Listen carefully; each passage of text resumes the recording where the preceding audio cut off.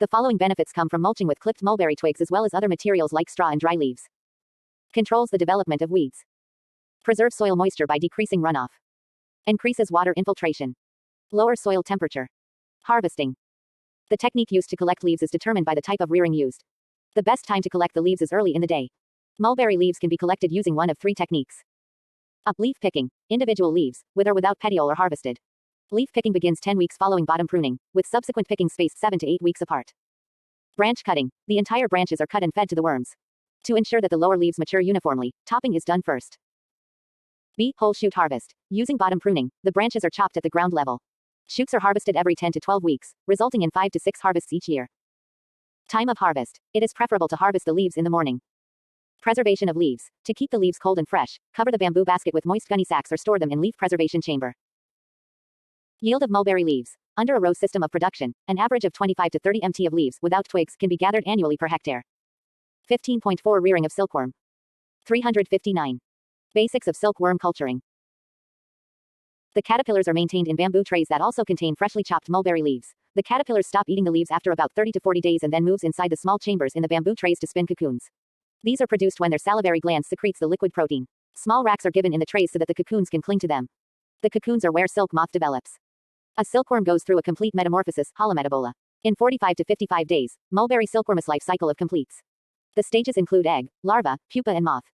The egg stage lasts for 9 to 10 days, the larval stage lasts for 24 to 28 days, the pupal stage for 8 to 10 days and the moth stage is 3 to 4 days. Life stages of silkworm Bombyx mori.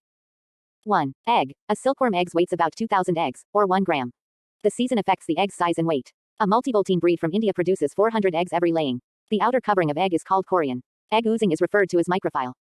2. Larval stage. Newly hatched larvae are 3 mm long and are referred to as antarchigo. The body is coated in bristles, and the head is huge. It has 4 pairs of tubercles, i.e., subdorsal, suprasporacular, intrasporacular and basal tubercle.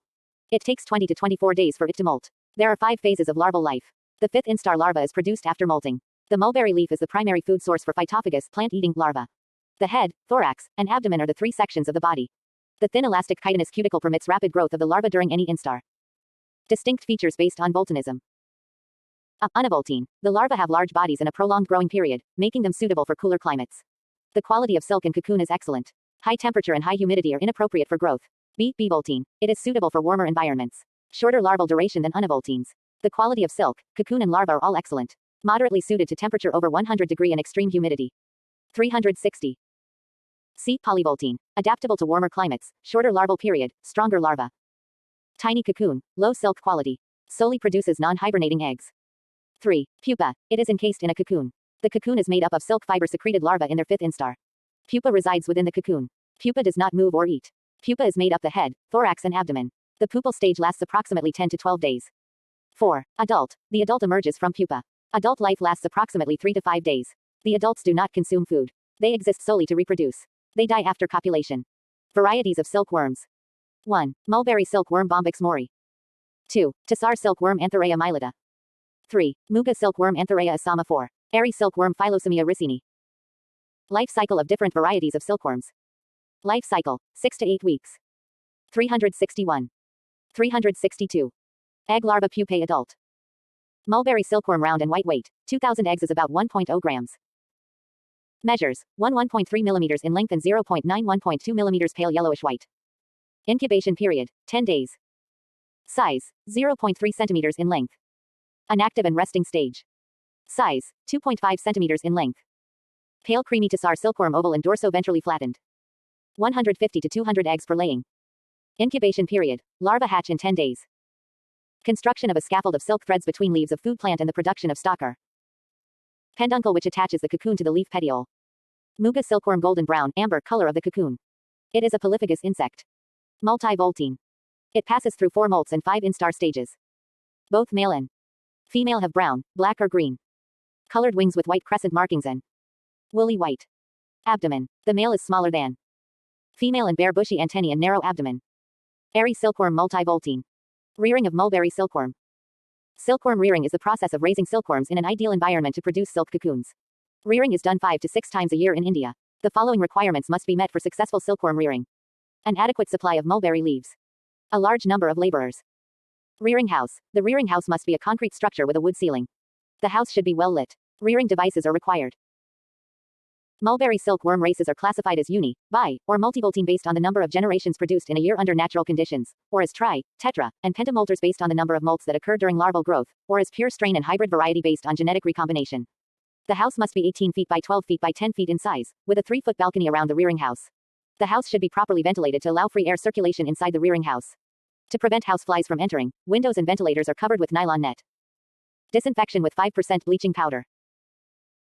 Approximately 50 grams of bleaching powder is dissolved in 1 liter of water and sprayed with 2% formalin solution in the rearing house and rearing appliances 3 days before rearing.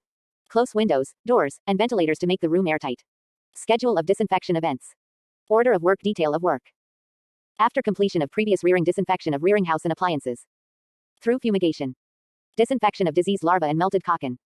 5 days before brushing, appliance cleaning and washing.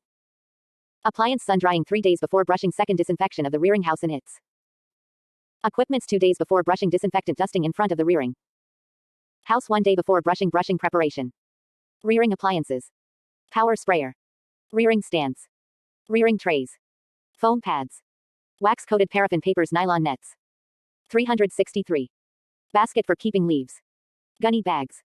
Rotary or bamboo mountages. Chopping board. Chopping knife. Chopsticks. Mats, feather. Feeding stand mountages and dryer. Rearing stand. The rearing stand is used to keep the rearing trays in place. It is made of wood or bamboo and measures approximately 2.5 meters in height, 1.5 meters in length, and 0.65 meters in width. It has 10 to 12 shelves on which to store rearing trays. The 4 sand legs are placed on ant wells. It is full of water. It is effective in preventing ant entry. Rearing trays. Silkworms are raised in rearing trays. The trays are constructed of bamboo or wood. Cow dung paste mixed with formalin is applied to the trays. Many silkworms can be reared in a single tray. On the rearing stand, the trays are stacked. Paraffin paper is used to cover the tray's bottom. It keeps water from evaporating. It aids in humidity regulation. Polythene sheets, dried banana leaves, and dried banana barks are also used in the village instead of paraffin paper. To maintain high humidity, foam rubber strips are also used in the trays. 364. The strips are 2.5 by 2.5 centimeters in size. They have been soaked in water. They are then placed around the silkworm bed. Chopsticks. The 2 bamboo sticks are chopsticks, 17.5 centimeters. They have one pointed end. The other ends are tied together with a small thread. They function similarly to forceps. They are used to collect larvae. Feather. Brushing newly hatched larvae from the egg card to the rearing trays is done with bird feathers. It is also used to disperse larvae.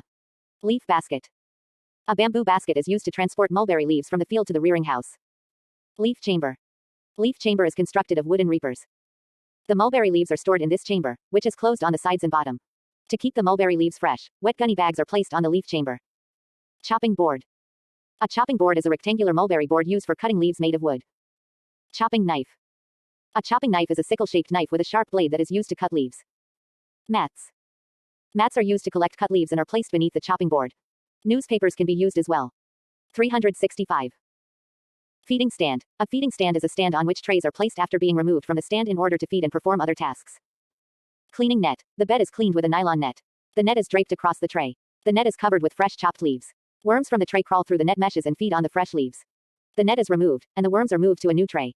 The old tray has been removed. House. Any well-ventilated building or thatch can be used to rear the worms, but mud-walled thatched houses are the best because they are cool in the summer and warm in the winter. During the summer, water can be sprinkled inside the thatch to keep it cool. For proper silkworm growth and development, the temperature inside the house should be kept between 70 degrees and 75 degrees Fahrenheit, with a similar percentage of humidity. Mountage. Mountage is a device that assists silkworms in spinning the cocoon. It is also known as cocoon age. Mountages of various types are used in India. It is the most important tool in silkworm rearing. It influences the quantity and quality of good cocoons. The mountages are constructed from wood, bamboo, plastic, grass, dry leaves, and twigs. Incubation and brushing. Eggs are laid in a single layer on paraffin paper on a bamboo tray for rearing. The room temperature is kept between 25 and 26 degrees Celsius, and the relative humidity is kept at 80%. Wrap the eggs in tissue paper and place them in a black painted box or cover with black cloths or papers for 1 to 2 days after the blue pinhead appears. The next day, place the eggs in diffused sunlight or shade. Brushing of newly hatched worms. Transfer the newly hatched worm to a paraffin-coated paper kept on a rearing tray using a soft BR usher feather. Tender leaves can be fed to the worms. 366. Chowky rearing. Silkworms go through 5 instars from hatching to full grown, and the worms up to stage 2 are known as young age worms or chowky. Chowky rearing involves carefully transferring newly hatched larvae onto chopped succulent mulberry leaves. During the first instar stage, feed 3 to 4 times with tender leaves of cut piece of size 0.5-2 cm. During the second stage, cut the leaf into 2 to 4 cm pieces and feed 3 to 4 times. To achieve the best possible results in rearing, the size of the leaves and the spacing of the rearing bed are strictly maintained. Care is provided until the third instar. Maintain a temperature of 27 to 28 degrees Celsius and a relative humidity of 80-90%. Prior to molting, reduce the thickness of the bed. Stop feeding and apply slaked lime to the worms when 97% of them have settled for molting. Remove the paraffin paper and foam pad during molt. Methods of late-age rearing. Various methods are used to rear mature silkworms. Rearing of late-age worms begins from third instar. These worms are voracious eaters. Maintain the rearing feeding room temperature at 25 to 26 degrees C and relative humidity at 65-70%. Only use mulberry leaf from plants that are at least 60 days old. Feed the silkworm 4 times. Transfer the worm to a larger number of trays, keeping the density of the worm at 60 to 70 larvae per square foot. Clean the bed 3 times during the third instar and daily during the fourth and fifth instars using a bed cleaning net. Replace the paraffin papers with clean newsprint. Allows for cross ventilation. The silkworm rearing can be of 3 types. 1. Tray rearing. 2. Floor rearing. 3. Shoot rearing. The last 3 stages of silkworm rearing will be carried out using mulberry shoots rather than individual leaves in this method. This is the most cost-effective method of rearing because it saves approximately 40% of rearing labor. Other benefits include: less handling of silkworms reduces contamination and disease spread. Because worms and leaves are separated from feces, secondary contamination is reduced. Keeping the environment clean. 367. Improved leaf quality preservation during storage and on the bed. Improved aeration in the bed. Improved cocoon quality and larva survival. Lower non-recurring expenses. Mounting and harvesting. Select fully mature worms for molting. Mount 40 to 45 worms per SQFT. Rotary mounting is ideal for easy self-installation and improved cocoon quality. Remove any diseased or dead worms. Maintain a temperature of 27 to 28 degrees C and a relative humidity of 60-70%. Aeration should be used to remove excess moisture. Avoid direct sunlight. On the 5th day of mounting, harvest the cocoons. Tussar silkworm rearing. Silkworm Tussar Antheraea mylida D is a polyphagous insect that is raised outside. Airy silkworm rearing. Airy silkworm are naturally multivoltine. It can reproduce 4 to 5 times per year. Feeding. 4-5 feedings per day at regular intervals are recommended. Muga silkworm rearing. It is rear and outdoor on tree. One tree can be used for 2 rearings in a year, alternately during spring and autumn, yielding 1,000 cocoons in a year, and 5 trees are required to produce 5,000 cocoons yielding 1 kilogram of muga silk. Muga silkworm is a semi-domesticated, multivoltine species with 5 to 6 generations per year. 15.5 Harvesting and processing of cocoons.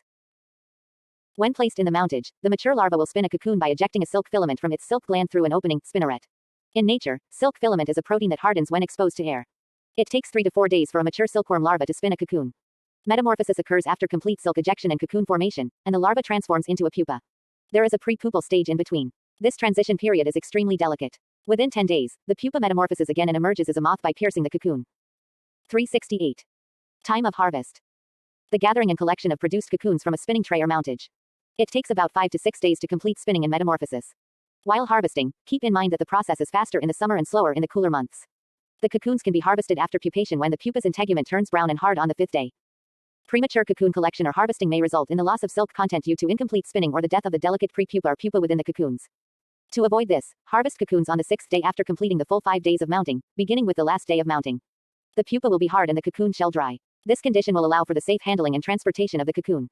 Even after spinning is completed, cocoons release moisture. Cocoons will lose weight if harvesting is delayed. As a result, you should stick to harvest season. Method of harvest. The harvesting of silk cocoons differs depending on the mountage, spinning tray used. Remove litters and leftovers of leaves, dead or unspun larvae, naked pupa without cocoon, flimsy and melted cocoons from the mountage first. Flimsy and melted cocoons may stain the good cocoons. Spiral bamboo mountage Chandrika is most commonly used in India. Chandrika cocoons are harvested by hand. Harvesting in plastic collapsible mountages is done by hand picking. Harvesting by hand is difficult and time-consuming in the rotary cardboard mountages. A wooden harvester can be used for quick harvesting. Mounting and spinning. Process of ripening of worms. Toward the end of the 5th stage, the silkworm stops eating and transforms into a mature larva, at which point it begins spinning the cocoon. When properly reared worms reach maturity, they will attempt to spin good cocoons even in unfavorable conditions.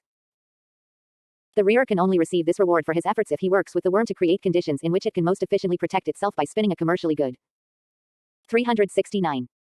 Cocoon. This collaboration entails providing the ripe silkworm with suitable mountages to aid in the spinning of good cocoons. The eating period during the 5th stage may last 5 to 7 days for multivoltine and bivoltine races in tropical areas and 7 to 9 days for bivoltine and univoltine races in subtropical areas. The translucent color of the mature worm easily distinguishes it. The body also shrinks in length, with a visible constriction at the 4th and 5th segments. The worm loses its appetite and begins to look around for a suitable location to attach itself. In general, ripening worms move to the periphery of the rearing trays in search of anchorage to begin cocoon spinning. This is the season for picking ripe worms and mounting them. This is referred to as mounting. If the worms are mounted before they are fully mature, they will move around and occasionally fall off, and they will also defecate in the cocoon age, soiling and lowering the value of the cocoons that other worms are spinning. Worm cocoons that are mounted too soon will be smaller and inferior. It is therefore critical that the rearer has the required number of mountages on hand and that the worms are mounted when they are fully mature. Process of spinning. As the mature worms are mounted on the mountages, they expel the last semi-solid excreta. Excess body moisture is eliminated as liquid urine at the time of mounting during rains when the humidity is high. Following defecation, the worm begins spinning the cocoon. It first anchors itself to the mountage by oozing a tiny droplet of the silk fluid, which immediately hardens and sticks to the mountage. The silkworm then draws silk fluid from the two silk glands on either side of its body by swinging the anterior part of its body continuously. Silk fluid is excreted in minute amounts, hardening to form the long continuous silk filament. At first, the worm spins a loose hammock, which provides it with the necessary foothold to begin spinning the cocoon itself. The filament is spun into the shape of R, with the former being more common in the outer layers of cocoon shells and the latter being more common in the middle and inner layers. Layers upon layers of filament are laid in this manner to form the cocoon's compact shell. 370. Once the cocoon's compact shell has formed, the shrinking larva wraps itself in a gossamer layer and detaches itself from the shell to transform into a pupa or chrysalis. This last layer is only a worm's body sheath and does not form part of the main shell, so it, like the floss layer, is not reelable. The process of spinning the cocoon by the worms takes 1 to 2 days for multivoltines and 2 to 3 days for unique bivoltine worms. Mounting of worms. The most common type of mountage is chandrike. It is also possible to eliminate disease larvae using this method, resulting in a reasonable degree of cocoon uniformity. The branch method involves placing branches with green leaves over the rearing bed and shaking them off over a mat to dislodge the worms, which are then collected and placed on the mountages. In the net method, a net is spread on the bed after feeding, and mature worms that no longer feed will come up and crawl onto the net, which is then removed and shaken off the net over a mat, as in the case of branching. In the shoot rearing method, larvae that mature early, accounting for 10 to 20% of the total larvae, can be picked by hand as they ripen. Methods of free mounting. There is no hand picking of ripe worms in this process. The mountages, which are made of straw in this case, are placed directly over the trays containing the ripening worms. The mature worms crawl onto the mountages and begin to spin cocoons. Care during molting. Maintain good ventilation and a dry environment in the rearing house during the molting period. Gently spread the bed soon after the worms settle for molt and apply slaked lime powder evenly over the bed to ensure drying. Avoid extreme temperature and humidity fluctuations, as well as strong winds and bright light. Restart feeding when 95% of the worms have arrived. Care during spinning. 371.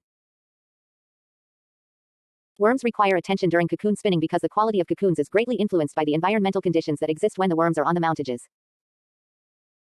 In general, worms require a slightly higher temperature during spinning than during rearing. However, too high a temperature is to be avoided as it will force the worms to spin in haste, wasting a lot of silk.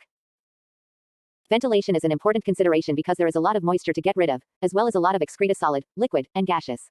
Inadequate ventilation will harm the health of the worms and the quality of the cocoons, as well as produce the worst damp effects. Harvesting and deflossing the cocoons are as follows. A cocoon harvester. This device is made of iron or wood. It is made up of 2 parts and is used to collect cocoons from rotary mountages. Cardboard mountages are inserted into the wooden frame, and cocoons are pushed out with a pusher the same size as the mountages holes. B. Cocoon deflosser. For quick deflossing of cocoons, hand-operated and motorized cocoon deflossing machines of varying capacities are available. Cocoons are spread in trays with a maximum of 2 layers of cocoons after harvesting. Heaping cocoons may cause moisture and heat to accumulate, resulting in cocoon melting. Deflossing. Floss is a soft and loose layer of silk filaments that covers the cocoons after harvesting. Deflossing is the removal of the flossy layer from the cocoon. Deflossing is required before silk extraction, reeling. Brushing is used to remove floss during the reeling process. Some reelable silk is also wasted during this process. Deflossed cocoons reduce losses during reeling. Cocoons used for egg production are also deflossed to assess quality and facilitate moth emergence. Manual deflossing is also possible, but it is time-consuming and labor-intensive. Cocoons sorting. After deflossing, the majority of the cocoons have a specific shape and size because shape and size are inherited racial or genetic characteristics, and there are some odd-shaped and 372. Defective cocoons. Sorting of cocoons refers to the removal of odd-shaped and defective cocoons from lots. Defective cocoons have an impact on reeling performance and silk quality. To achieve the best results during reeling, unsuitable cocoons must be separated from the good cocoons. The cocoons are classified as follows. A. Good. B. Double. C. Oozy pierced. D. Flimsy or thin-shelled. E. Melted or stained. F. Thin-end cocoons. Sorting will improve the image and marketability of the product. Reelers always prefer a lot of uniform shape. A consistent shape improves reeling performance and silk quality. Among the sorted out cocoons, you will find the following defective cocoons. 1. Melted and stained cocoons. Melting or inner soiling occurs when spinning larvae or pupae die inside the cocoon during spinning or transportation. Sometimes the inner melted material oozes out, staining the cocoon. Urination may also cause cocoon staining. 2. Flimsy or thin-shelled cocoons. Silkworms that were weak or malnourished spun loose. 2. Flimsy or thin-shelled cocoons. Silkworms that were weak or malnourished spun looser, less compact cocoons. These develop flimsy or thin shells. These cocoons have a low relability. 3. Deformed cocoons. Deformed cocoons are caused by weak larvae or improper mounting. These cocoons have an impact on the relability and quality of raw silk. 4. Thin-end cocoons. Thin-end cocoons may be caused by the genetic characteristics of the silkworm races or by improper rearing and spinning conditions. These cocoons have an impact on reeling performance. 5. Pierced cocoons. Cocoons may be pierced by the emergence of parasitic oozy fly maggots or the emergence of the silkworm moth. These are not appropriate for reeling. 6. Double cocoons. Double cocoons are unusually large, usually oval in shape, and contain 2 or more pupae. This could be due to genetics or overcrowding in the mountage. Improper mounting also results in double cocoons. In these cocoons, 2 or more filaments are entangled. Although these cocoons cannot be reeled normally, they can be reeled into a special type of silk known as dupion. Cocoons assessment. 373. Following points characters are generally considered to assess the cocoons in fixing the price. 1. Cocoon weight. The weight of the cocoons gradually decreases as a result of moisture loss and fat consumption until the pupa transforms into a moth and emerges. Defloss, sort, and weigh the good cocoons immediately after harvest. 2. Assessment of cocoons for defective cocoon percentage. Sort out defective cocoons such as double, flimsy, melted, pierced, and so on. Separately count and weigh good and defective cocoons. The following formula can be used to calculate the percentage of defective cocoons. 100 WT.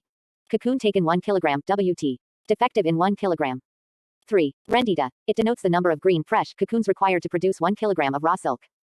If a lot requires 10 kg of green, fresh cocoon to produce 1 kg raw silk, the lot's rendita is 10.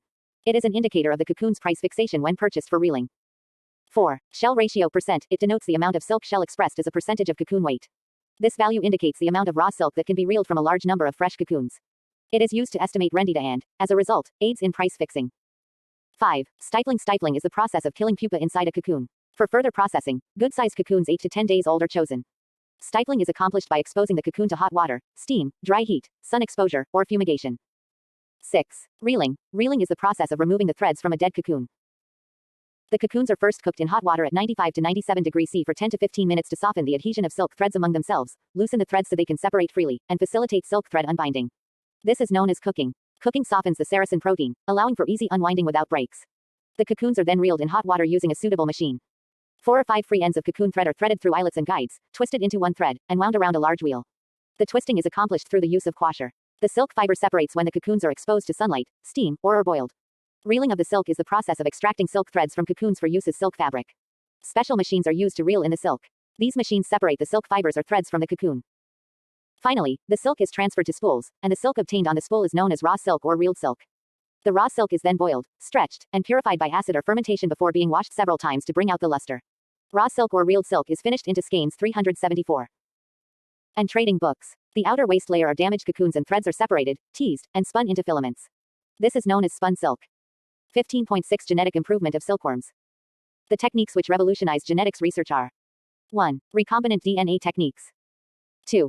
Genetic engineering through manipulation of desirable traits. Microengineering process combines the power of microfluidic manufacturing with the value of natural silk. Baculovirus have widely been used as a vector to express heterogonous genes in cultured insect cells and insect larvae. Its genome contains gene encoding polyhedron. It has strong promoter non-essential genes or replaced by heterologous genes. Production of proteins for silkworm manipulation. Baculovirus infection is used to infect the silkworm body, resulting in the rapid production of structurally complex and biologically active protein. 375. Production of recombinant silkworm. 1. Transferring sturdiness genes. Indian native races that are tolerant to high temperatures as well as temperature fluctuations also tolerate poor feed quality. These genes are transferred to high-yielding strains. 2. Fibroin gene transfer. A high-quality strain's fibroin gene is transferred to strong native races. Gene transfer methods. 1. Microinjections. Cloned genes fibroin are introduced directly into eggs or early embryos. If the embryo accepts and integrates the microinjected DNA into their genome, transgenic organisms develop. 376. 377. 2. Electroporation. Foreign DNA was mass mobilized into silkworm eggs. The successful transfer of foreign DNA by electroporation is confirmed by a southern blot. 3. Virus-mediated gene transfer. The BMNPV vector is used to successfully express marker proteins, luciferase and green fluorescent protein. India's progress in SERIBIOTECHNOLOGY. Attempts have been made to develop molecular markers for high cocoon, shell weight, and virus resistance, with the characters being established using divergent parents such as Serupid and CSR2. CSR and TI, Mysore, has identified 8 molecular RFLP markers linked to cocoon shell character in silkworm for the first time in order to generate improved races with high silk yield. The Central Sericultural Germplasm Resources Center, CSGRC, HOSERP maintains 1053 mulberry and 438 silkworm genetic resources collected from various locations in India and abroad in order to identify duplicates and identify recognized molecular markers for important economic traits. List of some of the important breeds or hybrids.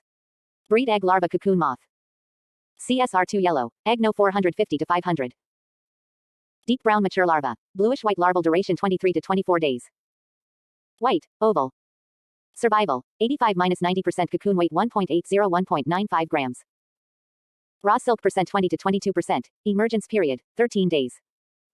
No of eggs grem, 1880. CSR4 bright yellow blackish white, elongated emergence period. 378. Egg no 600 to 650 mature larva, reddish tinge. Larval duration, 24 to 25 days. Dumbbell with round end, fine to medium grains with scanty floss. Cocoon weight 1.90-2.15 grams.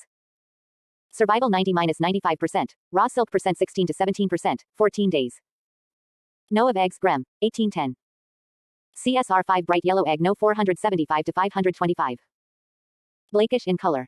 Mature larva. Bluish with reddish tinge larval duration, 24 to 25 days. White, elongated dumbbell. Survival 85-90%, cocoon weight 1.80-1.05 grams. Raw silk percent 20 to 21%, emergence period, 14 days. No of eggs grem, 1780. 15.7 diseases of silkworm. More than 500 fungal and bacterial diseases that attack mulberry are known, but only about 30 of them are severe, and only 7 to 8 of them cause significant damage. Pests and diseases are less likely in India due to the climate and soil. 1. Viral disease. 2. Bacterial diseases. 3. Fungal diseases. 4. Protozoan disease, pebrine A viral disease. 379. Symptom. The larva is sluggish with swollen intersegmental region. The integument of disease's larva is fragile and easily breaks. On infery milky fluid containing many polyhedral inclusion bodies oozes out from the larval body. The disease's larvae do not settle for molt and show shining integument. The larvae appear to be restless. The larva is sluggish with swollen intersegmental region grassery. Flacheri. Infectious flacheri. Infectious flacheri virus (IFV), an RNA virus, can also cause flacheri in the host silkworm, forming irregular inclusions primarily in the midgut goblet cells. Modes of transmission. The causative virus enters the host midgut via the oral route via contaminated leaves consumed. Symptoms. Body shrinkage with a transparent appearance, vomiting of digestive juice. C. Gatine. Because of the transparent appearance of affected worms, this disease is also known as clear head disease. Causative agents. Streptococcus bombycis. A. Bacterial diseases. 380. Bacteria and viruses, either alone or in combination, cause the disease. Temperature and humidity fluctuations, as well as poor mulberry quality, all contribute to disease development. The diseased larva will grow slowly, be lethargic, and appear flaccid. The cephalad region may be translucent. The larvae vomit gut juice, develop dysentery, and excrete chain-type fecus. When the larvae die, they putrefy, change, and emit a foul odor. B. Fungal diseases. Muscardine is a fungus that causes the bodies of silkworm larvae to mummify due to calcium oxalate deposition. Thus, the disease is also known as calcino. Symptoms. The disease's larvae are lethargic prior to death and flaccid after death. Oil specks may be seen on the surface of the larva. They gradually become hard, dry, and mummify into a white or green-colored structure. The disease's pupae are hard, lighter, and mummify muscardine-causative organisms. I. White muscardine Bovaria bassiana. E. Black muscardine Merizum erysiplea.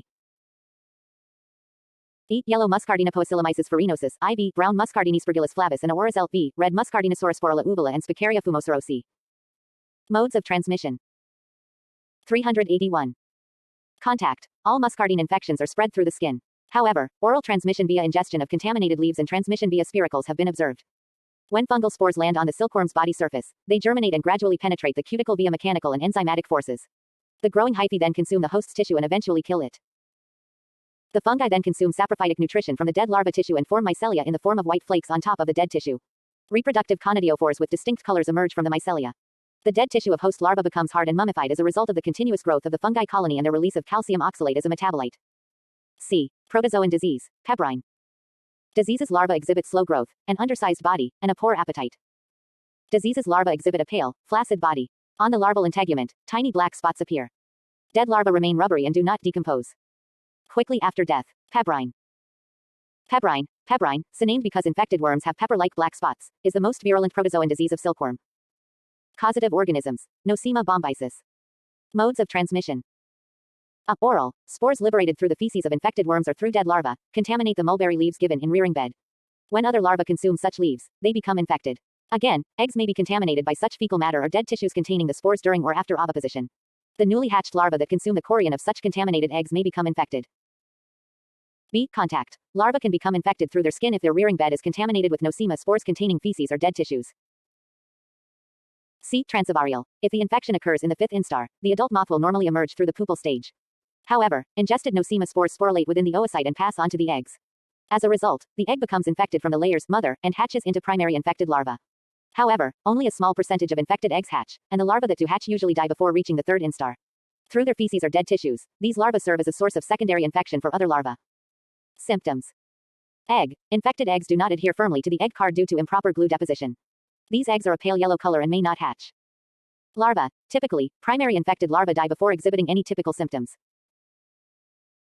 Larvae with secondary or tertiary infections may exhibit symptoms such as loss of appetite, unequals appearance caused by slow and irregular growth, clean worm symptom caused by irregular and incomplete molting, black pepper-like spots on the body, irregular brown patches caused by dead hypodermal cells, spitting and wasting silk instead of spinning the cocoon, and so on.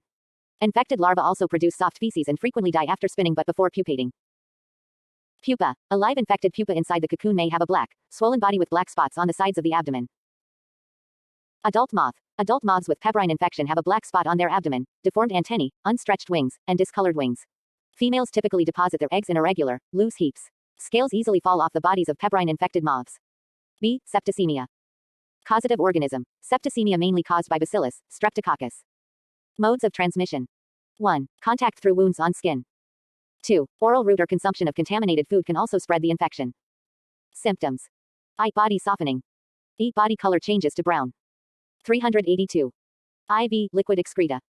V. Loss of proleg clasping power. V. Death of larva. C. Sotto disease. Causative organism. Bacillus thuringiensis. Mode of transmission. Toxin crystal contaminated mulberry leaves can be toxic to larvae if consumed orally. The same bacterial toxins, however, have no effect on silkworm larvae when infected by injection. Symptoms. I. Lack of appetite. E. Sluggish movement. E. Skin shrinkage of skin. IV. Diarrhea. V. Loss of prolegs clasping power. V. Death. D. Cort disease. Causative organism. Serratia marciscans. Mode of transmission. I. Through skin wounds and E. Oral root. Symptoms. I. Affected larvae are flaccid. E. Death and following death, the body color of larva changes to crimson. Mulberry weed. Mulberry weed Fatua villosa causes a lot of problems for growers and extension agents. It invades landscapes, field nurseries, and containerized ornamentals and is also known as crabweed or hairy crabweed. 15.8 Economic importance and sustainable livelihood through sericulture. Economic importance. 383. Bridal and formal wear. Because of its beautiful drape, silk is a staple of many gowns and dresses, and the long floats of yarn on one side create a dressy and lustrous appearance. Ties and scarves. Because of the material's strength and color nuances, it's ideal for accessories. Many high-end ties are made of heavy silk, which allows for tightly woven patterns, vibrant colors, and long-lasting fabric. Silk is also an excellent material for scarves, both for decoration and warmth. Bedding. Silk sheets are the epitome of luxury, and the material's softness and absorbency shine through in the bedroom. Parachutes. Silk was originally used for parachutes due to its strength and elasticity, but nylon is now more commonly used. Upholstery. Because of its strength and durability, silk is used to cover furniture and pillows. It provides long-lasting protection. Wall hangings. Silk is a popular material for decorative wall hangings because it is beautiful and reacts dynamically with colors and dyes. Bicycle tires. Due to its lightness, durability, and flexibility, the material is sometimes used in the tire casing. Because silk can be costly, the casings can also be made of nylon or cotton. Surgical sutures. Because silk is a natural material, it has numerous applications in medicine. The substance does not elicit an autoimmune response and cannot be absorbed by the human body. Medicinal uses. The various parts of the mulberry plant are used in Ayurvedic preparations. The leaves are both diaphoretic and emollient. The leaves are used to make a decoction that can be gargled to relieve throat inflammation. The fruits are used to treat sore throats, depression, high fevers, and as a laxative and coolant. The extract of the roots has hypoglycemic properties. The root bark has antihelmintic, purgative, and vermifuge properties. Patients with high blood pressure are given mulberry root juice. Young leaf tips are used by the Chinese. 384. Economic importance of silk beyond silk production. Following the production of silk threads or silk waste, several stages are required before silk can be used, which has a significant impact on the gross national product and job creation. Spinning, coloring, blending, weaving silk into fabric or saris, and apparel production are all downstream activities. The majority of weaving is done on handlooms or power looms in rural areas. Though some components of such weaving can be made from bamboo, no further research for such uses is deemed necessary because wood, plastics, and metals have gradually replaced bamboo. Sustainable livelihood through sericulture. High employment potential. 60 lakh people are employed in various sericulture activities in India. Sericulture can generate employment at a rate of 11 man-days per kilogram of raw silk production throughout the year. Because no other business generates this type of employment, particular LLY in rural areas, sericulture is used as a tool for rural reconstruction. Eco-friendly activity. Mulberry contributes to conservation and provides green cover as a perennial crop with good foliage and root spread. Silkworm rearing waste will be recycled as garden fertilizer. Because this is primarily an agricultural activity, the use of smoke-emitting machinery is minimal. Developmental programs for mulberry plantation have been initiated primarily in upland areas where unproductive cultivable land has been made productive. Intercropping is also possible with a variety of plantations. Because it is a deep-rooted perennial plant, it can be grown in vacant lands, hill slopes, and watershed areas. Currently, only about 0.1% of the country's cultivable land is under mulberry cultivation. 385. Low gestation, high returns. An estimated investment of 12,000 rupees to 15,000, excluding land and rearing space costs, is sufficient for mulberry cultivation and silkworm rearing on 1 acre of irrigated land. It only takes 6 months for mulberry to mature before silkworm rearing can begin. Once planted, it will continue to support silkworm rearing for another 15 to 20 years, depending on inputs and management. Under tropical conditions, 5 crops can be harvested in 1 year. By implementing the prescribed set of practices, a farmer can achieve net income levels of up to 30,000 rupees per acre per year. 15.9 Summary. Sericulture is the cultivation of silkworms for the production of silk. Bombyx mori is the most important silkworm species for commercial purposes. Bombyx mori feeds on mulberry leaves and, after the 4th molt, climbs a nearby twig to spin their silken cocoon. The silk is made up of fibroin protein, which is secreted by the salivary gland in the worm's head, and a gum called sericin. The sericin is removed from the cocoons by immersing them in hot water, which loosens the silk filaments and prepares them for reeling. Female silk myth lays 300 to 500 eggs during the first stage of silk production. Silkworms are larvae caterpillars that hatch from silk myth eggs. Mulberry leaves are consumed by the larva. After several molts, the silkworm extrudes a silk fiber and forms a net to protect itself. When the silk comes into contact with air, it solidifies. In 2 or 3 days, the silkworm spins approximately 1 mile of filament and completely encases itself in a cocoon. Each cocoon contains a small amount of usable quality silk. As a result, it takes approximately 2,500 silkworms to produce 1 pound of raw silk. The silkworm pupa is killed by boiling the intact cocoons. Silk is obtained by brushing the undamaged cocoon to locate the silk. The silk is obtained by brushing the undamaged cocoon to find the filaments outside end. After that, the silk filaments are wound onto a reel. A cocoon contains about 1,000 yards, 910 meters, of silk. 386. Filament. At this point, the silk is referred to as raw silk. A single thread can contain up to 48 individual silk filaments. References. Rao, BKRV 1984. Some Neglected Factors in Integrated Rural Development in Lakshman and Narayan ed. Rural Development in India, Himalaya Publishing House, Bombay. FAO Agricultural Services Bulletins. Manual on Sericulture, reprinted by Central Silk Board, Bangalore. Goyal, RK 2006. Oktasar Culture, APH Publishers, New Delhi. Krishna Rao, JB, 2004. Report on Agriculture in India, Central Silk Board. Muga Culture, Report on Sericulture in Cooch Behar, 2005, Department of Sericulture, West Bengal. Sanapa, B 2002. Advances in Agriculture, Sari Scientific Publishers, Bangalore. Thangavelu, K 1988. Handbook of Muga Culture, published by Central Silk Board. Thangavelu, K 2000. Lessons on Tropical Tassar, Speed O Print, S North Ganguly Street, Ranchi, pp. 1 to 104. 15.10 Terminal Questions and Answers. Question 1. Describe mulberry and non-mulberry silkworm types and rearing in detail. Question 2. Describe the silkworm rearing process in detail. Question 3. What exactly is chowki rearing? Question 4. How important is sericulture economically? Question 5. How is silk extracted from cocoons? 387. Unit 16. Apiculture. Content. 16.1 Objectives. 16.2 Introduction. 16.3 Conservation of important bee flora for forage. 16.4 Types of honeybees. 16.5 Organization of bee colony. 16.6 Life history and behavior of bees. 16.7 Diseases of honeybees. 16.8 Beekeeping methods. 16.8.1 Equipment and tools. 16.8.2 Apiary management. 16.8.3 Controlling swarming. 16.8.4 Handling of bees. 16.8.5 Extraction of honey and wax and other bee products. 16.9 Role of honeybee in crop pollination. 16.10 Summary. 16.11 Terminal Questions and Answers. 388. 16.1 Objectives. The aim to provide an advanced understanding of beekeeping. It starts with the knowledge about the bee colony. Hence, the main objectives are to communicate the basic knowledge on apiculture, to become familiar with different species of honeybees, to understand about the commercial methods of rearing honeybees and their enemies, to learn handling of bee colonies and precautions required. To familiar with the extraction methods of honey and wax and other bee products. To know about the importance of different flora used by honeybees in crop pollination. 16.2 Introduction. The term, apiculture, derives from the Latin word, apies, which means, bee. It is the practice of honeybee management in hives for pollination and the production of honey and other products, such as wax, royal jelly, propolis and pollen. For commercial purposes, bees are bred in apiaries, which are large areas where many beehives can be housed. For example, in areas with flowering plants, apiaries are typically established in regions with adequate bee pastures. In addition, the production of live material, such as bees and queens, may represent other outputs of beekeeping. Beekeeping is a significant sustainable and environmental sound activity involving integration of forestry and agriculture. The most interesting behavior of the bees is communication, where the workers communicate each other through their dances. They give information about the distance and direction of the food source. 16.3 Conservation of important bee flora for forage. Production of honey and other products of honeybees depend on availability of floral resources, bee forage, and is a very important field for honey beekeepers. Nectar is sources of honey. 389. Provides heat and energy. 16.2 Introduction. The term, apiculture, derives from the Latin word, apies, which means, bee. It is the practice of honeybee management in hives for pollination and the production of honey and other products, such as wax, royal jelly, propolis and pollen.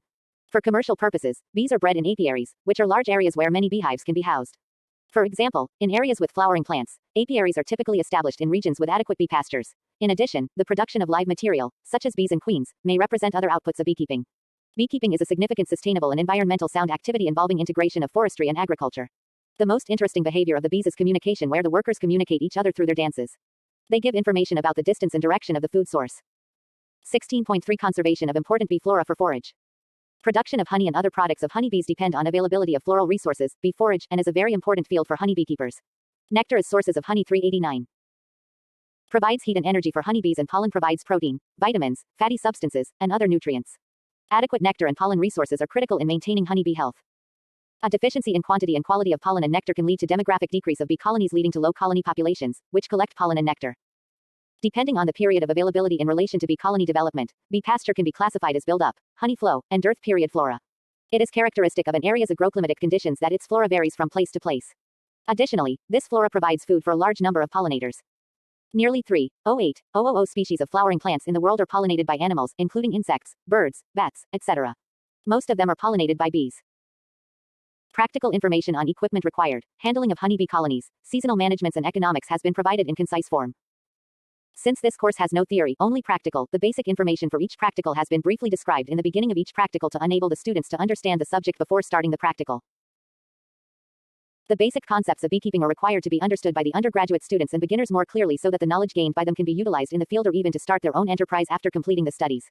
This course has been designed to meet these objectives. Additional reading material will provide the student additional information on different aspects of beekeeping. Key to success of beekeeping lies in understanding the needs of the bee colonies during different seasons and providing them space, food and protection from enemies. This course provides tips for handling of bee colonies, feeding methods, extraction of honey, etc. Students will learn important terms related to apiculture. 16.4 Types of honeybees. All honeybees are classified into the genus Apis and the family Apidae.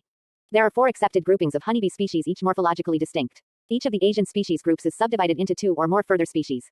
It is characteristic of all species of honeybees to 390. Control their brood nest temperature, to separate their brood from their food by storing their food above their brood and to live exclusively on pollen and honey. 2 of the groups are characterized by cavity nesting, while the other 2 groups make a single comb in the open. The greatest diversity of honeybee species is in India and adjacent regions, with all the species of honeybee except Apis mellifera present as native species. The Asian hive bee, Apis rana, which is extremely closely related to the western honeybee, is only found in Asia, where it is widely kept for its honey. The so-called giant honeybee, Apis dorsata, and the closely related Himalayan honeybee, Apis laboriosa, are large bees that build a single comb in the open. These species are frequently exploited by honey hunters. The little honeybee, Apis florae, is probably the closest living descendant of the earliest honeybees and has spread from Asia into the Middle East.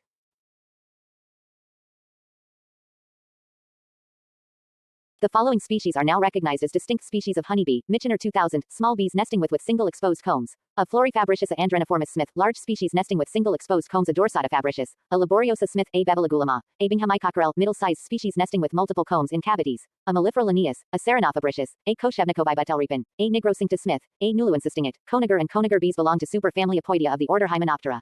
Their bodies are covered with small, branched hairs. Nests are made from wax secreted by their bodies. In addition to resin, leaves, sand, secretions from the sting gland, and silk produced by the adult bees, they make nests from resin, leaves, sand, and secretions from the sting gland. There are about 9 bee families in the superfamily Apoidea, which live either a solitary or a social life. Honey is produced by bees who lead an advanced social life. They are divided into three groups: Apidae, Bombidae and Meliponidae. Honeybees are of two types. 1. True honeybees of genus Apis. 2. In India, 4 types of honeybees belong to the genus Apis, including stingless bees of the genus Trigona. They are Apis florae, A. serenindica, A. dorsitanda, laboriosa. The bee species people most use for their own benefit is the common honeybee Apis mellifera. This honeybee is native to the continents of Europe and Africa but, since the 1600s CE, has been widely and successfully spread throughout the Americas and Australasia as part of these countries' colonial or trading history. Latterly, Apis mellifera has spread throughout Asia. Dwarf honeybees, Apis florae, are the smallest honeybees and are often mistaken as stingless bees as they do not sting readily. Their preferred climate is hot and dry, so they are found in plains and subtropical areas. There is a distinct honey portion at the top of their 391 comb. Nests are usually built in trees with dense leaves or in plant stocks such as jowar or rice. A rock bee, Apis dorsata, builds its nest out in the open and uses a tree branch, cliff, or rock to support it. It is for this reason that they are called rock bees. Their hives can measure up to 200 centimeters by 150 centimeters in size. Hanging from above, they are semicircular. Even at night, they forage for food. Rock bees are commonly used to hunt forest honey. They are, as their name suggests, Indian hive bees and are considered to be a subspecies of Asian bees Apisaurana. In this case, there are two varieties. 1. The Gandianas are large and dark. 2. Indicati are yellow-colored and smaller. The Gandiana variety is considered plain. Combs are made in cavities such as tree crevices, rock cavities, etc. Even though they are domesticated, they exhibit an absconding tendency. European bee, Apis mellifera, they are believed to have originated in Italy and introduced into different countries worldwide. Punjab was the original source of the stock when it was introduced in India in 1965. ICAR Central Bee Research and Training Institute, Khadi and Village Industries Commission, an all-India coordinated project on honeybee research training successfully multiplied and distributed progenies to other states. Compared to Apis indica, it yields 4 to 5 times more honey. This is one of the most preferred bees for honeybee farms worldwide because 1. It has a gentle temper. 2. It is less swarming. 3. There is a prolific queen. 4. It is a good honey gatherer. 5. It can protect itself and the hive against its enemies except wasps. 6. It adapts very easily to frame hives. 16.5 Organization of bee colony. As one of the few insects that have social structures, honeybees have a caste, made up of a single female queen, the colony's only egg layer, several drones, males depending on the season, and up to 60,000 worker bees, non-reproductive females. An egg, larva, pupa, and adult honeybee undergo a complete metamorphosis, holometabolism. Nest building, food collection, and brood rearing are all coordinated by several thousand worker bees. Throughout the worker caste, honeybees perform tasks related to their age, beginning inside the hive, house bee, and eventually foraging outside. A worker bee caste feeds and cares for the immature forms of the bee, called brood. Beekeepers need to be aware of the following biological features: basic bee nest ecology, bee caste system, bee anatomy, bee brood development, worker bee sequence of duties, caste brood rearing, adult population seasonality, communication is a key to 392. Maintaining social cohesion in a colony, queen reproduction and colony replacement, and how to read, understand bee behavior. 16.6 Life history and behavior of bees. General morphology. Like all insects, the honeybee has 3 main parts: the head, the thorax and the abdomen. 1. The head. This is triangular in shape and bears eyes, a pair of compound eyes and 3 small simple eyes, ocelli, a pair of antennae, jaws, antennae, and mouth. At the eyes, a bee has a pair of compound eyes and 3 small simple eyes called ocelli. The compound eyes are composed of several thousands of simple light-sensitive cells called ommatidia that enable the bee to distinguish between light and color and to detect directional information from the sun's ultraviolet rays. The eyes of the drone are larger by far than those of the worker or queen bee, occupying a larger proportion of the total volume of the head. These assist the drone to locate the queen as he pursues her during the mating flight. B. The antennae. These are a pair of sensitive receptors whose base is situated in a small socket-like membranous area of the head wall. These serve to guide the bee outside and inside the hive as they are sensitive to touch and smell. They also assist the bee to differentiate floral and pheromone odors and to locate hive intruders. C. Mandibles. These are a pair of jaws suspended from the head and parts of the mouth. They are used to chew wood when redesigning the hive entrance, chew pollen and work wax for comb building. D. Proboscis. Unlike the proboscis of other sucking insects, that of the honeybee is not a permanent functional organ. It is temporarily improvised by assembling parts of the maxillae and the labium to produce a unique tube for drawing up liquids such as sweet juices, nectar, water and honey. The bee releases it when needed for use, then withdraws and folds it back beneath the head when it is not needed. 2. Thorax. This is an armor-plated midsection of the insect. It supports 2 pairs of wings and 3 pairs of legs. It has muscles that control movement of the head, abdomen and wings. Up legs. Each pair of legs differs from the other 2 pairs and is jointed into 6 segments with claws at the tip that help the bee to cling to surfaces. Legs help the bee to walk and run, but various parts also serve special purposes other than locomotion, e.g. sweeping pollen and other particles from the head, eyes and mouth. I. Antennae cleaner. This is located on the inner margin of the tibia of the forelegs. It consists of a 393 deeply cut semicircular notch, equipped with a comb-like row of small spines. This cleaning device is on all the workers, queen and drones. E. Pollen baskets. The pollen baskets, corbiculae, are located on the tibia of the hind legs of the worker bee to enable it to carry pollen. Pollen baskets are concave in shape and are surrounded by several long hair which bind the pollen into a solid mass which is easy to carry back to the hive. B. Wings. Like in other insects' wings, these are thin, flat and 2-layered. The front pair is much longer than the rear pair. Workers' wings are for flight and ventilating the hive while those for the drone and queen are for flight only. 3. Abdomen. This is also armor-plated and contains vital parts like the heart, honey sac, stomach, intestines and the sting. An adult insect bee abdomen has 9 segments while the larva has 10. Internal organs. The internal organs include hypopharyngeal gland, wax gland, center pheromone glands, the queen's pheromone glands and the sting. A hypopharyngeal gland. It is located in front of the brain in the head of a worker bee. Developing only after the insect secretes royal jelly to feed the young larva and queen, it begins to mature 3 days after the insect emerges.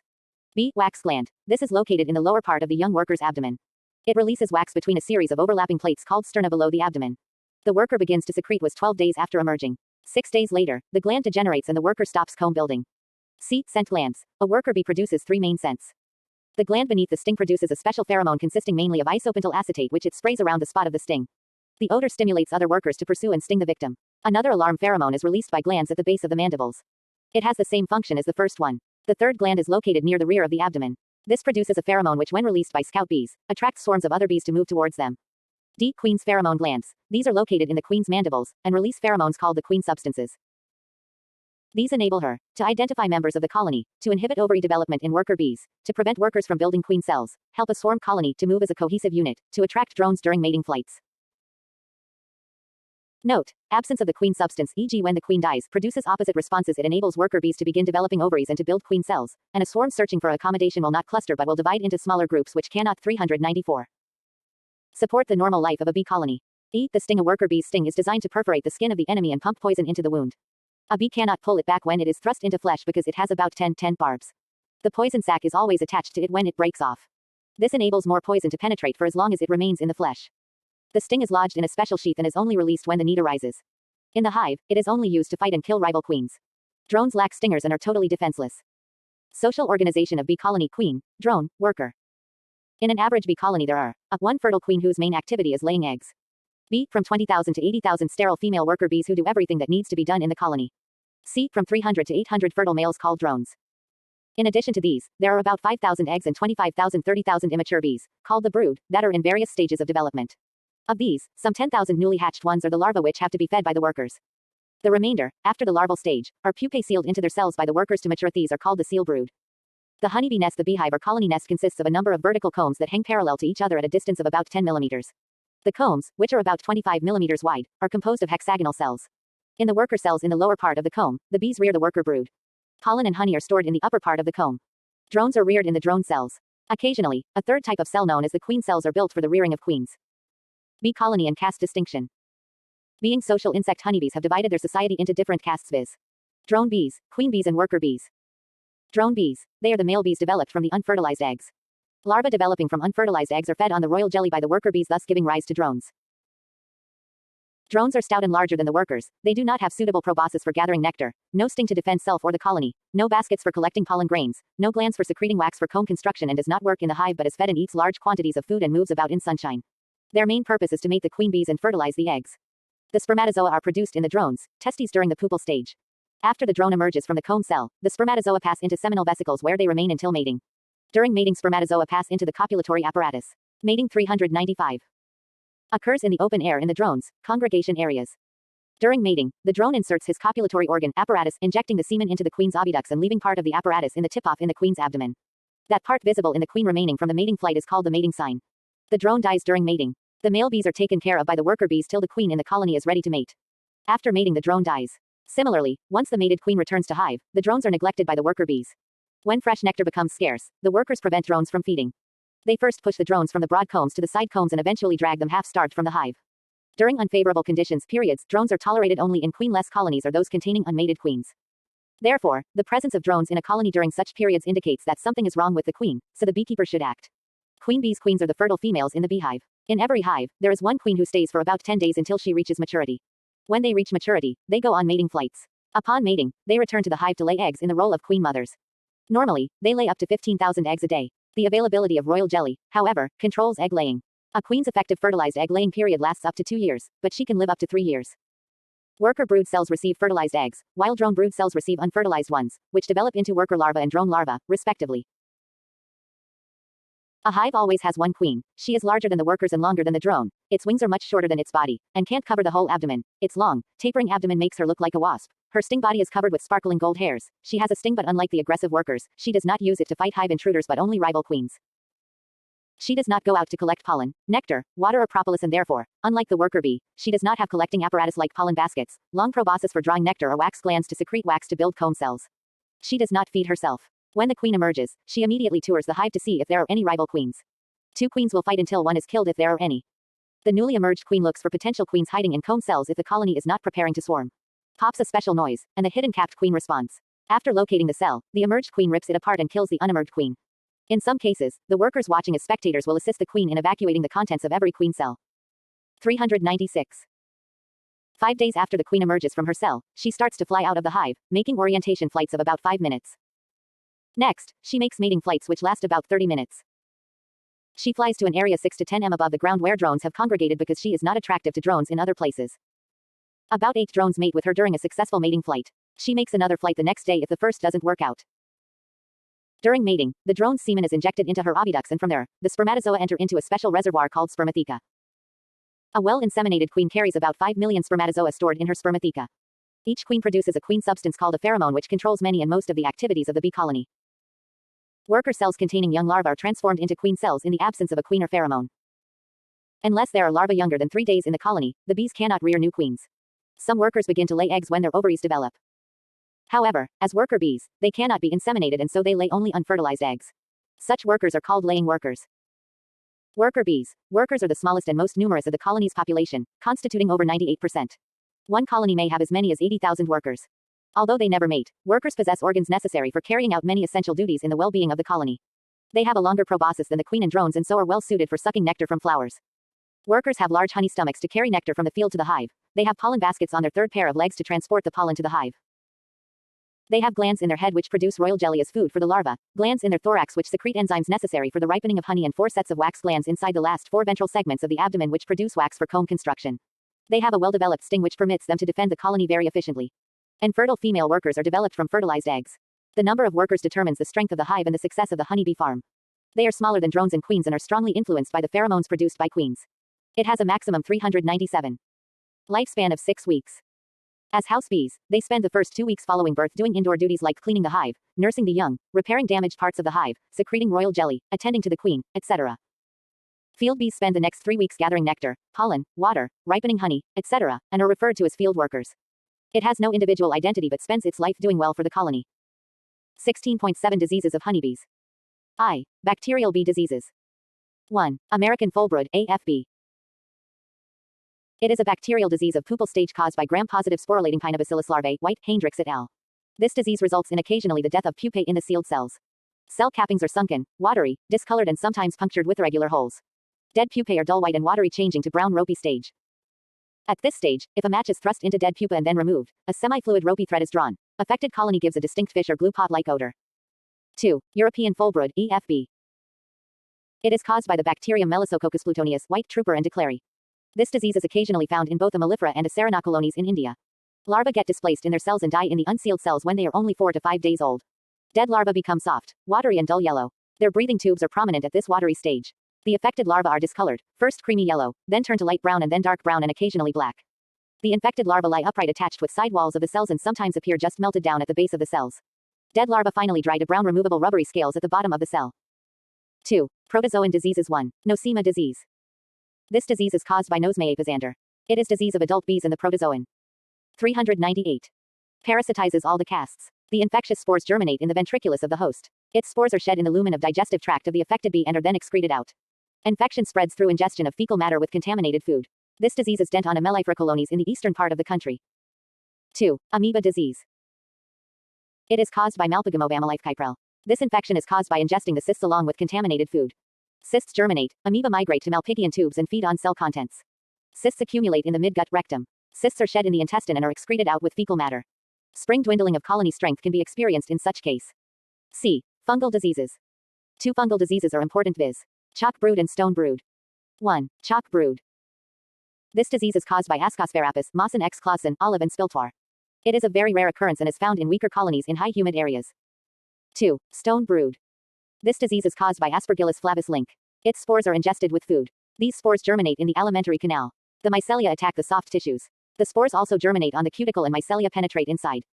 D. Viral diseases. 1. Sackbrood disease. This disease is caused by Sackbrood virus, SBV. The virus is ingested with food. 2 days old larvae are more susceptible for catching the infection. Virus multiplies in body tissues. Disease in the colony is spread nursebees and among the colonies through swarming, drifting and robbing. 399. 2. Chronic bee paralysis. This disease is also called hairless black bee